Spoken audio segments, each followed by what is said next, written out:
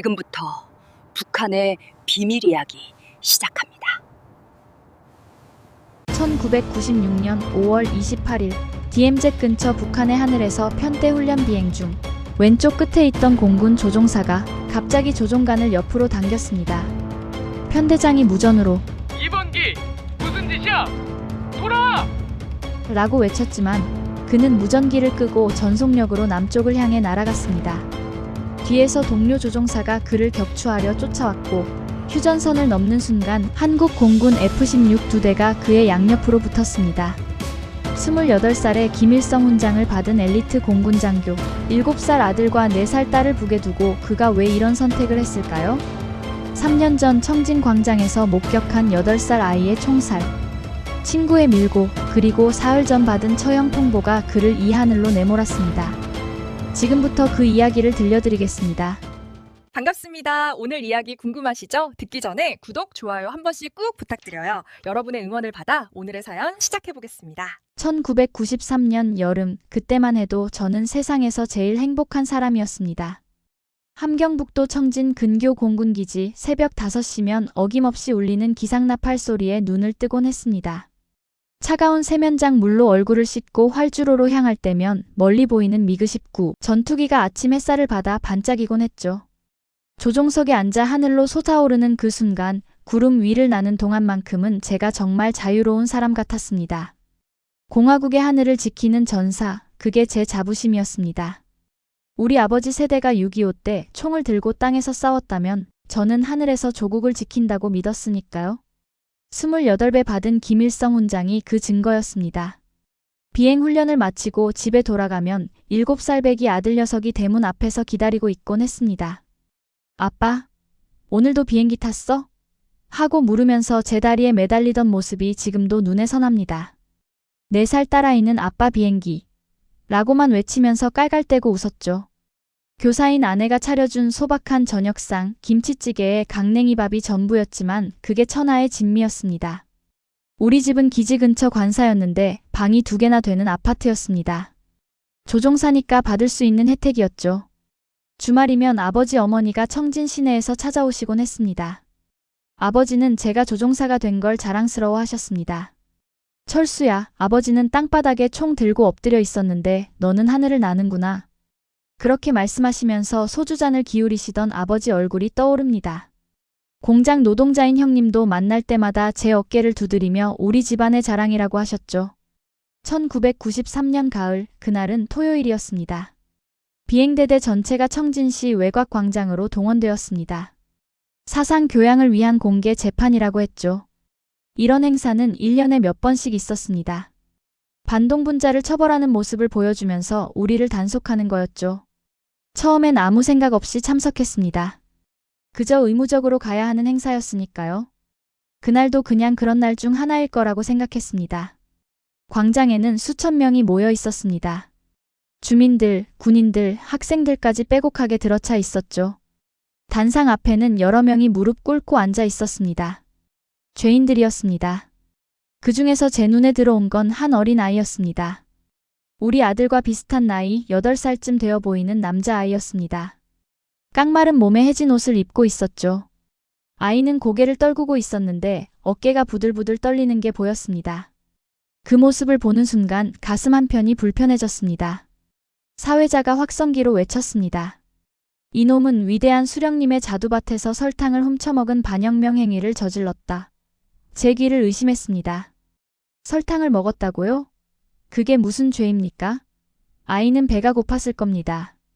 당시 북한에서는 굶어 죽는 사람이 하루에도 수십 명씩 나왔습니다. 장마당에 가면 길가에 쓰러진 사람들을 볼 수 있었죠. 꽃제비라고 불리는 굶주린 아이들이 거리를 떠돌았습니다. 8살짜리 아이가 달콤한 설탕을 보면 어떻게 참겠습니까? 저라도 그랬을 겁니다. 군중 속에서 여자의 비명소리가 들렸습니다. 우리 아들, 내 새끼, 아이의 어머니였습니다. 보위부 요원들이 그 여자를 끌고 나가려고 했지만 어머니는 발버둥치며 울부짖었습니다. 그 소리가 광장 전체에 울려 퍼졌습니다. 사람들은 고개를 숙였습니다. 아무도 어머니를 쳐다보지 못했습니다. 제 옆에 서 있던 동료 조종사가 작은 소리로 중얼거렸습니다. 저것도 사람이 하는 짓인가? 저도 같은 생각이었습니다. 하지만 입 밖에 낼 수는 없었죠. 판결이 내려졌습니다. 사형. 광장이 술렁거렸습니다. 8살짜리를 사형시킨다고? 믿을 수가 없었습니다. 집행부대가 총을 들고 앞으로 나왔습니다. 아이는 울면서 엄마를 불렀습니다. 제 가슴이 철렁 내려앉았습니다. 그 모습이 우리 아들과 겹쳐 보였습니다. 어제 저녁 아빠 비행기 탔어? 라고 묻던 그 얼굴이 떠올랐습니다. 아침에 아빠 다녀와 하며 손 흔들던 모습이 생각났습니다. 총성이 울렸습니다. 한 발, 두 발, 세 발.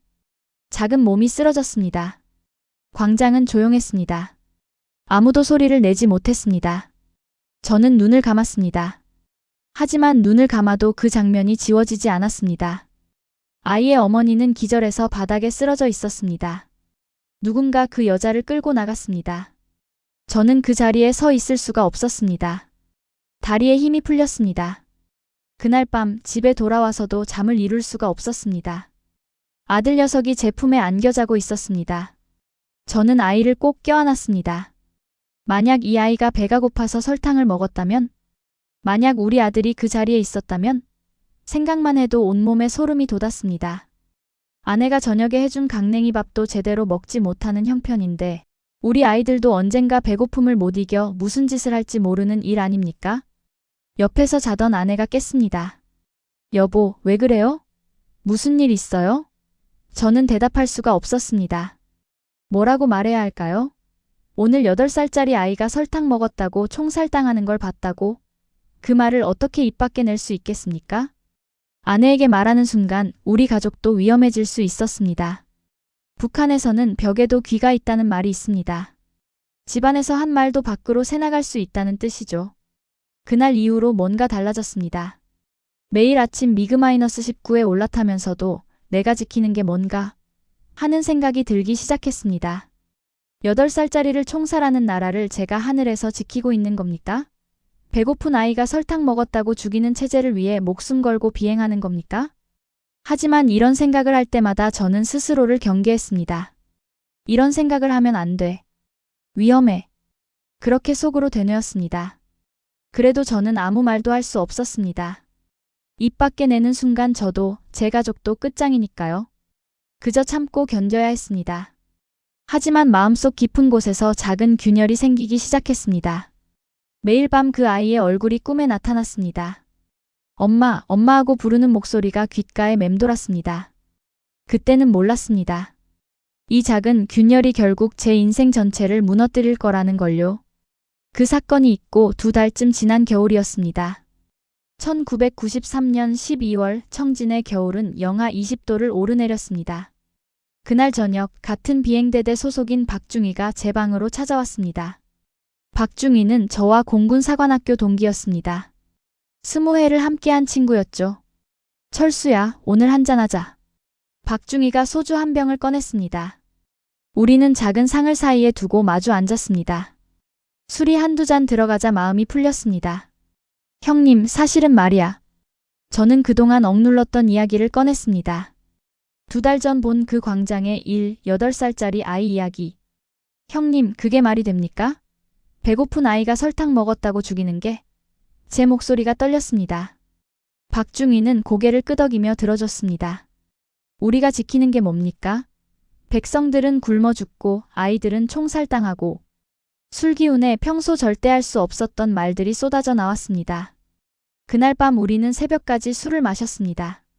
사흘 후였습니다. 정치부당 비서실에서 호출이 왔습니다. 이철수 소좌, 즉시 출두하라. 가슴이 철렁했습니다. 당 비서실 문을 열고 들어가자 정치부 대좌가 차가운 눈빛으로 저를 바라봤습니다. 이철수 동무가 최근 반당적 발언을 했다는 보고가 들어왔소. 제 머리가 하얘졌습니다.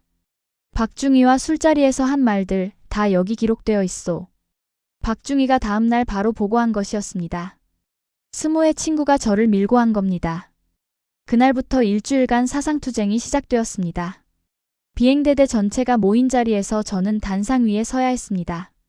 나 이철수는 사상이 불순하여 반당적 발언을 했습니다. 하루에도 몇 번씩 이런 말을 반복해야 했습니다. 동료들은 저를 향해 손가락질했습니다. 저런 놈이 조종사란 말인가? 며칠 전까지 함께 술 마시던 동료들이었습니다. 이제는 제 얼굴도 쳐다보지 않았습니다. 밤에 숙소로 돌아가면 아무도 말을 걸지 않았습니다. 식당에 가면 사람들이 제 옆자리를 피했습니다. 저는 완전히 고립되었습니다. 일주일 후 드디어 집에 갈 수 있었습니다. 문을 열자마자 아내가 울음을 터뜨렸습니다. 여보, 무슨 일이에요? 당에서 사람들이 와서 조사하고 갔어요. 아내의 얼굴은 겁에 질려 있었습니다. 아들 녀석이 제 다리에 매달렸습니다. 아빠, 우리 어디 가는 거야? 엄마가 막 울었어. 7살짜리도 뭔가 심상치 않다는 걸 느낀 겁니다. 저는 아이를 안아 올렸습니다. 괜찮아, 아무 일 없어. 거짓말이었습니다. 그날 밤 아내에게 모든 걸 말했습니다. 친구에게 했던 말, 밀고 당한 일, 사상투쟁. 아내는 말없이 눈물만 흘렸습니다. 여보, 이제 어떡해요? 저도 답을 알 수 없었습니다. 하지만 한 가지는 분명했습니다. 이 땅에서는 아무도 믿을 수 없다는 것. 스모의 친구도 동료도 아무도. 그날 밤부터 제 안에서 무언가가 바뀌기 시작했습니다. 살아남을 수 있다는 믿음 자체가 흔들렸습니다. 그렇게 3년이 흘렀습니다. 1993년 겨울부터 1996년 봄까지 저는 감옥 아닌 감옥에서 살았습니다. 비행 임무는 계속했지만 제 주변에는 보이지 않는 벽이 쳐져 있었습니다. 동료들은 저를 피했고 식당에서 밥을 먹을 때도 혼자였습니다. 누군가 제 옆에 앉으려다가도 제 얼굴을 보면 자리를 옮겼죠.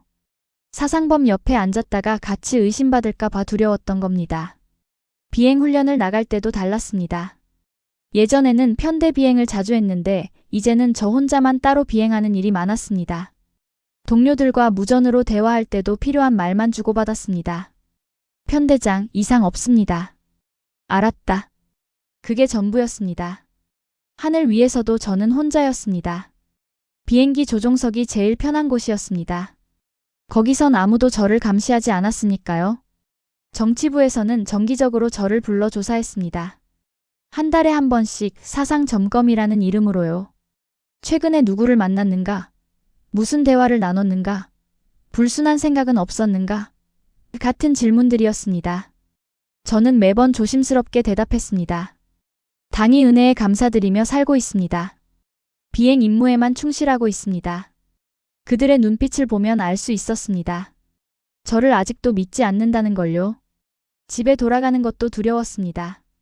우리 집 주변에는 늘 누군가 지켜보는 눈이 있었습니다. 이웃들도 달라졌습니다.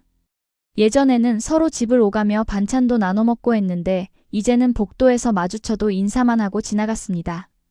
아내가 장마당에 가면 사람들이 수군거린다고 했습니다. 저 여자 남편이 사상범이래. 아내는 그 시선들을 견디며 하루하루를 살았습니다. 아이들이 제일 걱정이었습니다. 아들 녀석이 학교에서 놀림을 당한다는 소식을 들었습니다. 내 아빠는 당을 배신한 사람이래.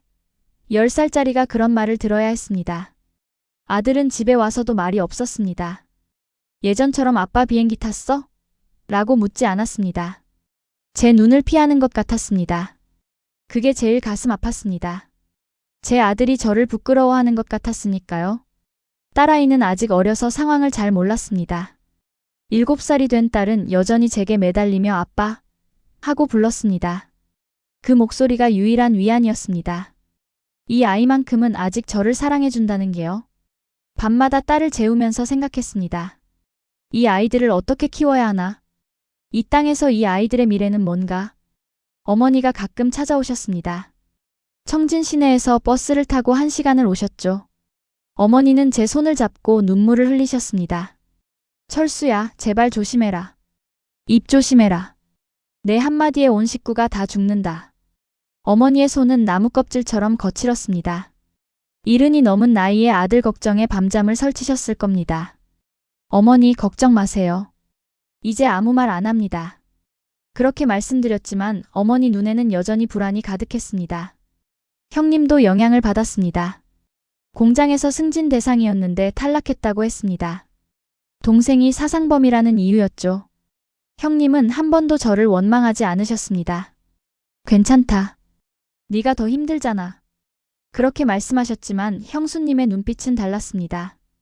형수님은 저를 볼 때마다 한숨을 쉬셨습니다. 형님 가족까지 제 때문에 고생하는 게 죄스러웠습니다. 3년 동안 저는 숨죽이고 살았습니다. 아무 말도 하지 않고 아무 생각도 하지 않으려 애썼습니다. 그저 시키는 대로 비행하고 집에 와서 아이들 보고 다시 기지로 가는 일상. 그게 전부였습니다. 하지만 마음속 깊은 곳에서는 다른 생각이 자라고 있었습니다. 이렇게 죽을 순 없다. 이 땅에서는 답이 없다. 3년이라는 시간이 저를 더 강하게 만들기도 했고 더 절망하게 만들기도 했습니다. 그리고 1996년 5월 그 절망이 현실이 되는 순간이 다가왔습니다. 1996년 5월 초 3년 만에 다시 정치부에서 호출이 왔습니다. 이철수 소좌, 내일 아침 8시 정치부로 출두하라. 순간 온몸이 얼어붙었습니다. 3년 동안 조용히 살았는데 또 무슨 일입니까? 그날 밤 잠을 이룰 수가 없었습니다. 옆에서 자는 아내를 바라봤습니다. 아이들 방에 가서 자는 아들과 딸을 오래 바라봤습니다. 이번엔 정말 끝인가? 하는 생각이 들었습니다. 다음 날 아침 정치부 회의실에 들어갔습니다. 비행대대 정치위원들이 모여 앉아 있었습니다. 그들의 얼굴은 차가웠습니다. 정치부 대좌가 서류를 펼쳤습니다. 이철수 동무의 사상 상태가 여전히 불순하다는 보고가 계속되고 있소. 3년 전 사상투쟁을 받았음에도 개선되지 않고 있소. 무슨 소리입니까? 저는 3년 동안 아무 말도 하지 않았습니다. 누구와도 사적인 대화를 하지 않았습니다. 구체적으로 무슨 문제가 있습니까? 제가 물었습니다. 동무는 동료들과 어울리지 않고 고립적으로 생활하고 있소. 이는 당과 조직을 거부하는 태도로 보이오. 말이 됩니까? 사람들이 저를 피해서 혼자 있는 건데 그게 제 잘못이라고요? 하지만 변명할 수 없었습니다. 여기서는 뭘 말해도 소용없다는 걸 3년 전에 배웠으니까요. 이번 주 금요일 대대 전체 앞에서 사상 총알을 받을 것이오. 동무의 태도를 보고 최종 결정을 내리겠소. 최종 결정? 그게 무슨 뜻인지 너무나 잘 알고 있었습니다. 처형을 말하는 겁니다. 최근에 다른 부대에서 사상범으로 지목된 장교가 총살당했다는 소문을 들었습니다. 이번엔 제 차례인 겁니다. 회의실을 나올 때 다리에 힘이 풀렸습니다. 기지로 돌아오는 길에 멀리 보이는 하늘을 봤습니다. 구름 한 점 없는 맑은 하늘이었습니다. 저 하늘을 날던 때가 행복했습니다. 이제 저 하늘이 제 무덤이 될 수도 있겠구나 싶었습니다. 숙소에 돌아와 침대에 누웠습니다. 천장만 바라보며 생각했습니다. 죽을 수는 없다. 가족들을 두고 죽을 수는 없다. 그날 밤 집에 갔습니다. 아내에게 아무 말도 하지 않았습니다. 어떻게 말합니까? 당신 남편이 금요일에 사상총알을 받고 처형될 수도 있다고? 저녁을 먹으면서도 밥이 목으로 넘어가지 않았습니다. 아들이 물었습니다. 아빠, 왜 안 드세요? 아빠 배 안 고파서. 거짓말이었습니다. 배가 고픈 게 아니라 마음이 아팠습니다. 아이들을 재운 후 아내와 마주 앉았습니다. 결국 모든 걸 말했습니다. 금요일의 일 최종 결정이라는 말, 제가 느낀 공포. 아내는 말없이 눈물만 흘렸습니다. 여보, 우리 어떡해요? 당신이 없으면 우리는... 아내의 목소리가 떨렸습니다. 저는 아내의 손을 잡았습니다. 걱정 마. 내가 뭔가 방법을 찾을게. 하지만 무슨 방법이 있겠습니까? 그날 밤부터 생각했습니다. 여기 남으면 죽습니다. 확실합니다. 그럼 탈출할 수밖에 없습니다. 하지만 탈출하면 가족은 어떻게 됩니까? 북한에서는 한 사람이 탈출하면 3대가 처벌받습니다. 부모님, 형님, 아내, 아이들 모두 정치범 수용소로 끌려갑니다. 그것도 죽음과 같습니다. 아니, 죽음보다 더 끔찍한 삶입니다. 며칠 밤을 뜬 눈으로 지새웠습니다. 여기 남아서 죽을 것인가, 탈출해서 가족을 죽게 만들 것인가? 두 가지 선택뿐이었습니다. 어느 쪽도 답이 아니었습니다. 새벽마다 어머니 얼굴이 떠올랐습니다. 철수야, 조심해라 하시던 그 목소리. 아내가 웃던 모습, 아들이 아빠 하고 달려오던 모습, 딸이 제 무릎에 앉아있던 모습. 모두 제 눈앞에 선명했습니다. 금요일이 다가왔습니다. 이틀 남았습니다. 하루 남았습니다. 마지막 날 아침 출근하기 전에 집을 나서면서 돌아봤습니다. 낡은 아파트, 작은 집이었지만 우리 가족의 보금자리였습니다. 문 앞에서 한참을 서 있었습니다. 아내가 창문으로 손을 흔들었습니다. 저도 손을 흔들었습니다. 그게 마지막 인사가 될 수도 있다는 생각에 눈물이 났습니다. 그날 밤 저는 결심했습니다. 죽을 바에는 탈출하겠다. 가족들에게는 미안하지만 저 혼자 죽는 게 낫다. 996년 5월 중순, 그날도 훈련 비행 일정이 잡혀 있었습니다. 사기 편대 비행이었습니다. 새벽부터 비행 준비를 했습니다. 평소처럼 미그-19를 점검했습니다. 엔진, 연료, 계기판. 모든 게 정상이었습니다. 하지만 제 마음은 평소와 달랐습니다. 지금 아니면 영원히 기회가 없다. 그 생각뿐이었습니다. 금요일 사상 총화는 내일입니다. 오늘이 마지막 기회였습니다. 비행복을 입으면서 손이 떨렸습니다. 동료들은 눈치채지 못했습니다. 그들은 오늘도 평범한 훈련 비행이라고 생각했죠. 조종석에 올라 안전벨트를 맸습니다. 무전기를 점검했습니다. 1번기 준비 완료. 2번기 준비 완료. 편대장의 신호와 함께 이륙했습니다. 바퀴가 활주로를 떠나는 순간 제 인생도 이 땅을 떠나는 거라는 생각이 들었습니다. 고도를 높여 올라갔습니다. 아래로 북한 땅이 보였습니다. 함경북도의 산들, 마을들, 제가 태어나고 자란 땅이었습니다. 청진 시내도 보였습니다. 어머니가 계신 곳, 형님이 사는 곳. 눈물이 났습니다. 하지만 닦을 수 없었습니다. 비행 중에는 헬멧 때문에 얼굴을 만질 수 없으니까요. 편대장의 지시가 무전기로 들려왔습니다.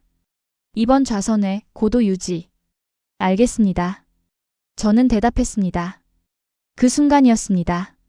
편대를 이탈했습니다. 조종간을 당기며 남쪽으로 방향을 틀었습니다. 전속력으로 남아있습니다. 무전기에서 편대장의 목소리가 들렸습니다. 2번기. 무슨 짓이야? 돌아와. 다른 조종사들의 목소리도 들렸습니다. 이철수. 정신 차려. 저는 무전기를 껐습니다. 더 이상 그 목소리를 들을 수 없었습니다. 뒤를 돌아봤습니다. 편대 중 한 대가 저를 쫓아오고 있었습니다. 아마 박중희일 겁니다. 3년 전 저를 밀고 했던 그 친구. 그가 저를 격추하라는 명령을 받았을 겁니다. 속도를 더 높였습니다. 미그-19의 엔진이 울부짖었습니다. 제발 버텨다오. 조금만 더. 비행기에게 말을 걸었습니다. 그때 갑자기 가족들 얼굴이 떠올랐습니다. 어머니, 아버지, 형님, 아내, 아들, 딸. 모두가 파노라마처럼 지나갔습니다. 지금쯤 우리 집엔. 상상만으로도 끔찍했습니다. 보위부 사람들이 들이닥쳤을 겁니다. 아내를 끌고 가고 우는 아이들을 떼어내고 늙은 부모님도 끌려가고. 어머니, 용서하십시오. 아내, 미안하다. 아들아, 딸아. 조종간을 쥔 손에서 피가 날 정도로 악물었습니다. 가족들. 다 죽겠구나. 그 생각에 가슴이 찢어지는 것 같았습니다. 정말로 찢어지는 것 같았습니다. 눈물이 헬멧 안에서 흘러내렸습니다. 미안하다, 미안하다. 계속 중얼거렸습니다. 하지만 조종관은 놓지 않았습니다. 여기서 돌아가면 저는 죽고 어차피 가족들도 연좌제로 끌려갑니다. 그럼 차라리 저 혼자라도 살아야 합니다. 언젠가 이 죄를 갚을 수 있을지도 모릅니다. 휴전선이 가까워졌습니다. 레이더에 다른 비행기들이 나타났습니다. 한국 공군 F-16이었습니다. 두 대가 제 양옆으로 붙었습니다. 조종사가 저를 보고 있었습니다. 저는 랜딩 기어를 내렸습니다. 귀순 의사를 나타내는 신호였습니다. F-16 조종사가 고개를 끄덕였습니다. 그가 앞장서서 남쪽으로 안내했습니다. 뒤에서 쫓아오던 북한 비행기는 더 이상 따라오지 않았습니다. 휴전선을 넘은 겁니다. 한국 땅이 보이기 시작했습니다. 산과 들판, 도시들. 북한과 비슷하면서도 달라 보였습니다. 무전기에서 한국말이 들렸습니다. 수원 기지로 안내하겠습니다. 저희를 따라오십시오. 따뜻한 목소리였습니다. 감사합니다. 제가 대답했습니다. 목소리가 떨렸습니다. 수원 기지 활주로가 보였습니다. 고도를 낮추고 착륙 준비를 했습니다. 바퀴가 활주로에 닿는 순간 온몸에 힘이 빠졌습니다. 비행기가 멈췄습니다. 엔진을 껐습니다. 조종석을 열고 내려왔습니다. 다리에 힘이 없어서 비틀거렸습니다. 한국 공군 장교들이 다가왔습니다. 어서 오십시오. 환영합니다. 그 말을 듣는 순간 무릎이 꺾였습니다. 활주로에 주저앉아 울었습니다. 살았다는 안도감도 있었지만 가족들에 대한 죄책감이 더 컸습니다. 미안합니다. 미안합니다. 누구에게 하는 말인지도 모르고 계속 중얼거렸습니다. 저는 자유를 얻었지만 가장 소중한 것들을 잃었습니다. 수원 기지에 착륙한 후 저는 국정원 합동신문을 받았습니다. 작은 방에서 여러 명의 조사관들이 질문을 쏟아냈습니다. 왜 귀순했습니까? 북한 공군의 전력은? 미그-19의 성능은? 며칠 동안 계속된 조사였습니다. 저는 성실하게 대답했습니다. 하지만 머릿속은 온통 가족 생각뿐이었습니다. 지금쯤 우리 가족은 어디 있을까? 수용소로 끌려갔을까? 아이들은 울고 있을까? 조사관 한 분이 물었습니다. 북에 남은 가족이 있습니까? 예, 있습니다. 부모님, 형님, 아내, 아들, 딸. 말하다가 목이 메었습니다. 조사관의 얼굴이 어두워졌습니다. 힘드시겠습니다. 북한은 3대 연좌제라. 더 이상 말하지 않았습니다. 하지만 저는 알고 있었습니다. 제 가족들이 어떤 운명을 맞이했을지. 밤마다 악몽을 꿨습니다. 아내가 끌려가는 꿈, 아이들이 우는 꿈, 어머니가 저를 원망하는 꿈. 식은땀을 흘리며 깨면 작은 방의 천장만 보였습니다. 미안해, 정말 미안해. 어둠 속에서 중얼거렸습니다. 제가 살기 위해 가장 사랑하는 사람들을 지옥에 보낸 겁니다. 이게 맞는 선택이었을까? 차라리 제가 죽는 게 나았을까? 그런 생각이 끊임없이 맴돌았습니다. 한 달쯤 지나서 하나원에 갔습니다. 탈북자들이 남한 생활을 배우는 곳이었죠. 거기서 다른 탈북자들을 만났습니다. 북에 가족을 두고 온 사람들이 많았습니다. 다들 같은 아픔을 안고 살았습니다. 어떤 아주머니는 매일 북쪽을 향해 절을 했습니다. 우리 딸아, 엄마가 미안하다. 그 모습을 보면서 저도 눈물이 났습니다. 하나원을 나와 서울 근처에 작은 집을 얻었습니다. 정부에서 정착 지원금을 줬습니다. 4억 8천만 원이라는 거금이었습니다. 미그-19 전투기와 군사 정보의 대가였죠. 하지만 그 돈이 무슨 소용입니까? 가족을 살 수 있습니까? 통장을 보면서도 기쁘지 않았습니다. 오히려 더 죄스러웠습니다. 제가 가족을 팔아서 받은 돈 같았으니까요. 대한민국 공군에서 소령으로 특별 임관시켜줬습니다. 공군 본부에서 북한 공군의 전술을 가르치는 일을 맡았습니다. 후배 조종사들에게 미그-19의 특성, 북한 공군의 비행 패턴을 설명했습니다. 젊은 조종사들은 열심히 들었습니다. 선배님 덕분에 우리가 적을 잘 알게 됐습니다. 그렇게 말해줬지만 저는 마음이 편하지 않았습니다. 제가 배신한 동료들의 약점을 가르치는 거였으니까요. 명절이 되면 더 힘들었습니다. 추석이나 설날 한국 사람들은 가족과 모여 밥을 먹습니다. 저는 혼자 집에 앉아 북쪽 하늘을 봤습니다. 어머니, 지금 뭐 하고 계세요? 아내, 아이들은 밥은 먹고 있나요? 텅 빈 식탁에 혼자 앉아 소주를 마셨습니다. 눈물이 소주잔에 떨어졌습니다. 길을 걷다가 아이들을 보면 발걸음이 멈췄습니다. 제 아들 또래, 딸 또래의 아이들. 우리 아들도 저만큼 컸을까?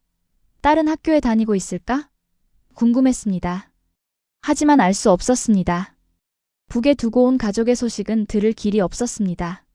어쩌면 이미 세상에 없을 수도 있었습니다. 그 생각을 하면 숨이 막혔습니다. 그래도 살아야 했습니다.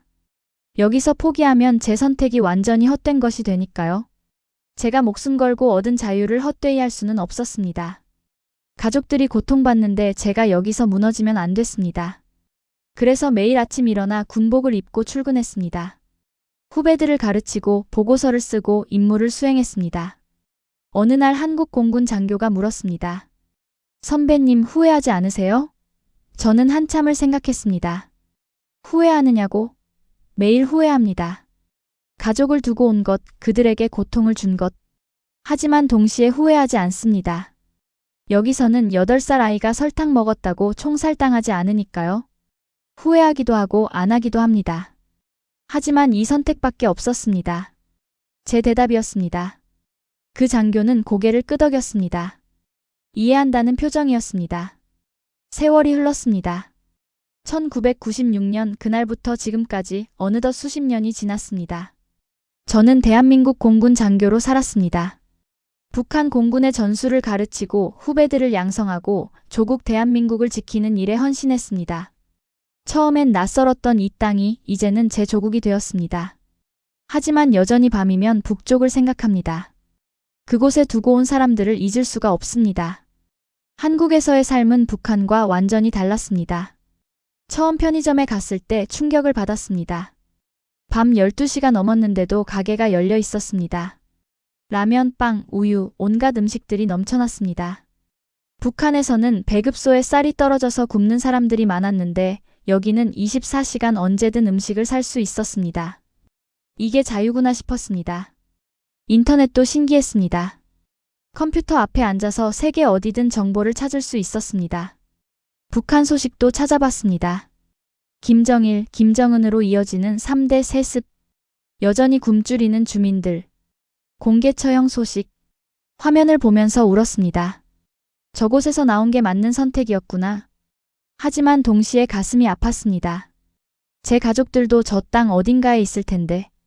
마트에 가면 놀랐습니다. 고기, 생선, 채소, 과일이 산더미처럼 쌓여 있었습니다. 사람들은 카트에 물건을 가득 담아갔습니다. 북한에서는 명절에나 고기 한 점 먹기 힘들었는데 처음 몇 년은 마트에 갈 때마다 눈물이 났습니다. 우리 어머니가 이런 걸 보셨으면 그런 생각 때문이었습니다. 하지만 적응하기 힘든 것도 많았습니다. 말투가 달랐습니다.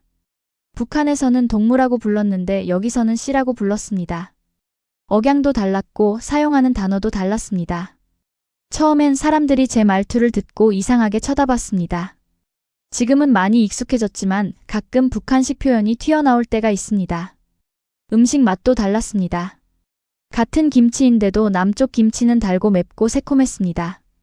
북쪽 김치는 짜고 단순했죠. 된장찌개도 비빔밥도 모든 음식이 조금씩 달랐습니다. 그래도 같은 민족이니까 금방 익숙해졌습니다. 오히려 이렇게 풍족하게 먹을 수 있다는 게 감사했습니다. 공군에서 열심히 일했습니다. 제가 제공한 정보로 대한민국 공군이 북한 공군을 더 잘 이해하게 됐다고 들었습니다. 후배 조종사들이 저를 존경한다고 말해줬습니다. 선배님 덕분에 우리가 더 안전하게 비행합니다. 그 말이 위로가 됐습니다. 제 선택이 완전히 헛되지는 않았구나 싶었습니다. 하지만 명절만 되면 여전히 힘들었습니다. 추석에는 북쪽을 향해 절을 했습니다. 어머니, 아버지, 형님, 아내, 아들, 딸, 살아계시면 건강하십시오. 죽었다면 편히 쉬십시오. 그렇게 빌었습니다. 설날에도 마찬가지였습니다. 혼자 차례상을 차려놓고 가족들을 생각했습니다. 아직도 눈물이 납니다. 2022년 저는 대한민국 공군 대령으로 예편했습니다. 26년간의 군 생활이었습니다. 예편식에서 후배들이 박수를 쳐줬습니다. 선배님 수고하셨습니다. 감사했습니다. 하지만 한편으로는 공허했습니다. 이 모든 영광을 가족들과 나눌 수 없다는 게요. 지금도 저는 통일을 기다립니다. 언젠가 남과 북이 하나가 되는 날이 오겠죠. 그때 가면 북에 두고 온 가족들 무덤을 찾아갈 겁니다. 무릎 꿇고 절하며 말할 겁니다. 용서하십시오. 제가 살려고 여러분을 버렸습니다. 그리고 통곡할 겁니다. 우리 세대의 통일을 볼 수 있을까요? 모르겠습니다. 하지만 희망은 버리지 않습니다. 젊은 분들께 말씀드리고 싶습니다. 자유는 공짜가 아닙니다. 누군가의 희생으로 지켜지는 겁니다. 여러분이 밤낮 편의점에서 물건을 사고 마음껏 말하고 자유롭게 살 수 있는 건 당연한 게 아닙니다. 북한에서는 8살 아이가 설탕 먹었다고 죽습니다. 그게 불과 몇백 킬로미터 떨어진 곳에서 벌어지는 일입니다. 이 자유를 소중히 여기십시오.